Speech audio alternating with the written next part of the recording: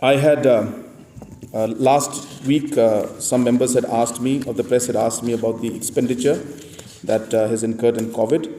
I'd like to inform you that for this second wave in 2021-22, there has been, for the medical department, including NHM and DHS, an expenditure of approximately 240 crores have been spent.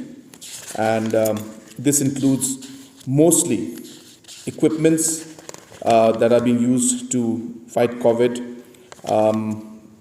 ranging from obviously the prefab structures to procurement of different COVID items, to procurement of oxygen cylinders. So it has been slightly more different. There's of course also salary components, supplies and materials. All these aspects also are there. At the same time, we also had to have expenditures in the Corona care centers and equipments including ambulances, masks and PPEs. We also had to spend on labs and surveillance amounts, oxygen concentrators. So all these expenditures on a total have come to about 240 crores for the second wave.